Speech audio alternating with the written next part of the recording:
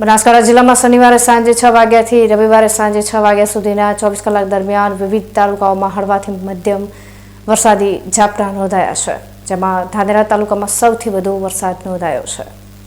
બનાસકાંઠા જિલ્લામાં મેઘરાજાની ધીમી ધારે પધરામણી ચાલુ રહી છે, જ્યાં છેલ્લા 24 કલાકના આંકડા પર નજર કરીએ તો ધાનેરા તાલુકામાં સૌથી વધુ 31 મિલીમીટર વરસાદ નોંધાયો છે અને આ સાથે જ ધાનેરામાં મોસમનો કુલ વરસાદ 291 મિલીમીટર થયો છે।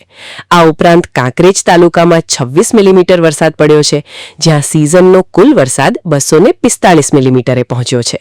ડીસા અને ઓગળ તાલુકામાં પણ એક સરખો 20 મિલીમીટર વરસાદ નોંધાયો છે, જેનાથી ડીસામાં મોસમનો કુલ વરસાદ 358 મિલીમીટર અને ઓગળ તાલુકામાં જિલ્લામાં સૌથી વધુ 368 મિલીમીટર સિઝનનો કુલ વરસાદ નોંધાઈ ચૂક્યો છે।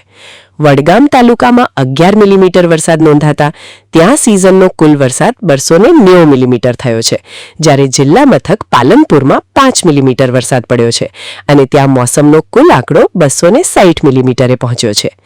દાંતીવાડા અને અમીરગઢ તાલુકામાં 4 મિલીમીટર જેટલી હળવી સરવાણી નોંધાઈ છે, જેના કારણે દાંતીવાડામાં સિઝનનો કુલ વરસાદ 358 મિલીમીટર અને અમીરગઢમાં 271 મિલીમીટર થયો છે।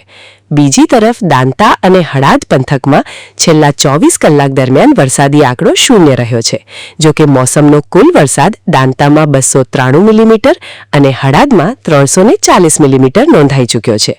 બનાસકાંઠાના મોટાભાગના વિસ્તારોમાં વરસાદી ઝાપટા ચાલુ રહેતા વાતાવરણમાં ઠંડક પ્રસરી ગઈ છે અને અત્યાર સુધીના સાર્વત્રિક વરસાદથી સમગ્ર જિલ્લામાં મોસમનો સારો વરસાદ નોંધાઈ રહ્યો છે, જેથી ખેડૂતોમાં પણ સંતોષનો માહોલ જોવા મળી રહ્યો છે। Haresh Thakor, BK news channel, Banaskantha.